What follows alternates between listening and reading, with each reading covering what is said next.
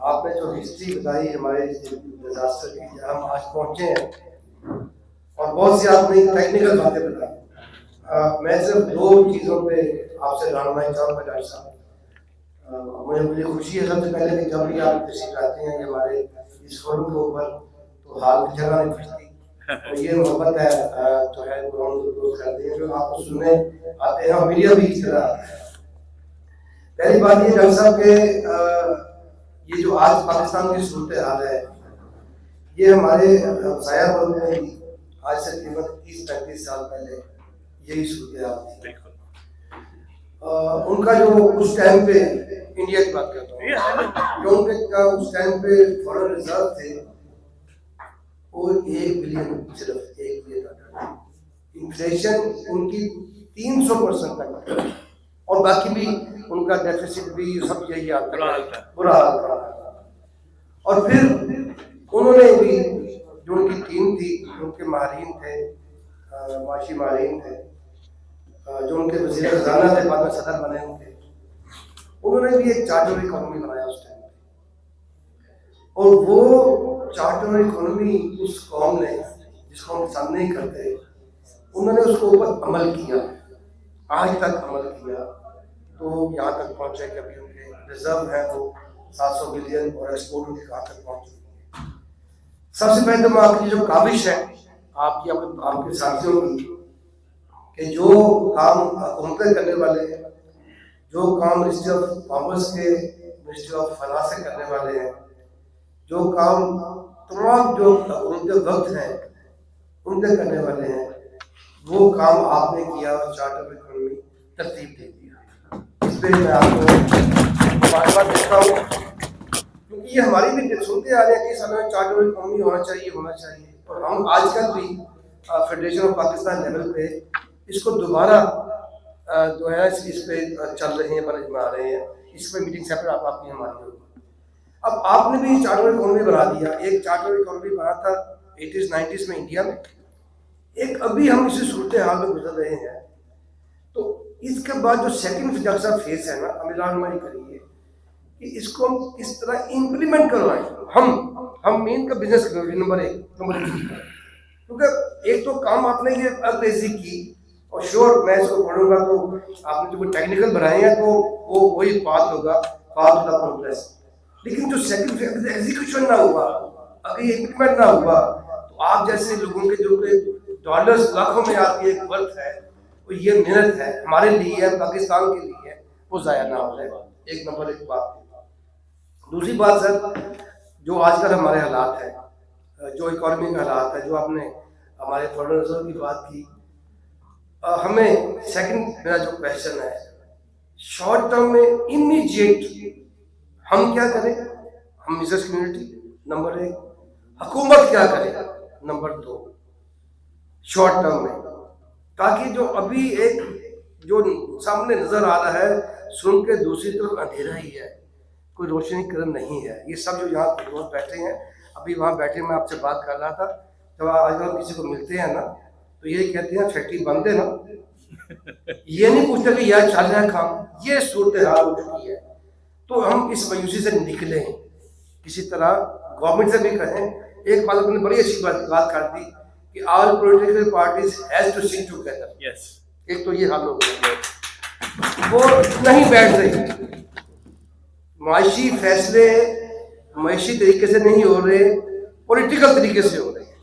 ان کو اپنی پولیٹیکل مالک چاہیے، ان کو نہیں چاہیے معیشت کہاں پہ ہے.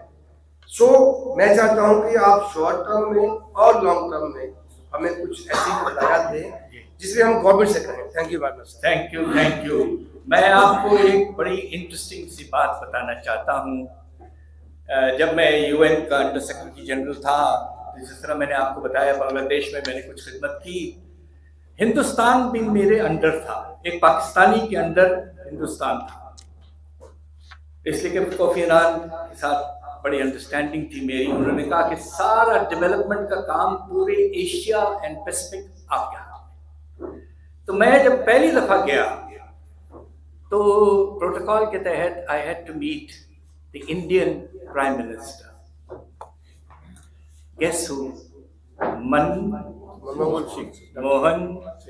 सिंह, और उन्होंने जो हैरत अंगेज बात की, उनका आपको तो पता है कि ये हमारे यहाँ के जमीन से उनका भी ताल्लुक है।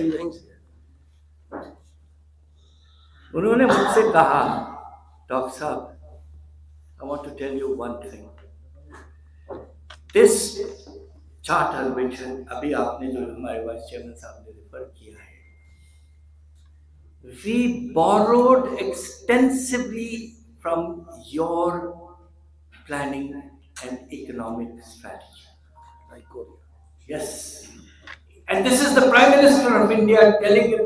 Of course, I was no longer a Pakistani. I was a world citizen. I had to take an oath. आपने जो पॉलिसीज किए थे, उसको हमने सोचा कि ये हिंदू रेट ऑफ ग्रोथ से हमें निकलना है और आपके तरह आगे बढ़ना है। 80s में तुम्हारी ग्रोथ रेट 6.5% हो चुकी थी। और खूबसूरती की बात ये है कि वो IMF के प्रोग्राम में एक दफ़ा गए थे 91 में, उसके बाद कभी नहीं गए, और हम माशाल्लाह 23 मरतबा जा चुके हैं। एक बड़ी अहम बात उन्होंने मुझसे कही, हालांकि I is not a Pakistani, then उन्होंने मुझसे कहा, डॉक्टर साहब, the difference is you had the right vision, you had the right framework, but what went wrong in Pakistan in the 90s was too rapid a change of governments. Every 2-3 years you were changing governments, kabhi People's Party, kabhi Nawaz Sharif. The result, there was no continuity in the policy, and that does not help investors. Investors look for continuity and stability in policy. और thinking तो आपको पता है, मुस्लिम league और peoples party में बड़ा फर्क है thinking. So this thing which was happening in your country, your vision failed, our vision succeeded, BJP government continued for 10 years। समझ गए आप कि पॉलिटिकल स्टेबिलिटी की कितनी अहमियत है? खुद एक, I tell you, he is an outstanding figure. We people of Punjab should be proud of Manmohan Singh. I think he deserves full credit. Point ये है कि आपको चार्टर ऑफ द इकोनॉमी बनाना है, एक विजन आप दें, एक पॉलिटिकल कंसेंसस, और इसमें विद ऑल ड्यू रिस्पेक्ट सारी ताकतें मिलकर बैठे। जोर मेरा सारी ताकतों पर है। आप समझ गए ना? जी समझ गए, थैंक यू। सब बैठे इसलिए कि मैं आपको एक बात बता दूं,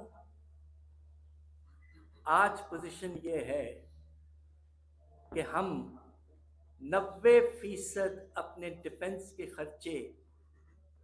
खर्चों से पूरा कर रहे हैं।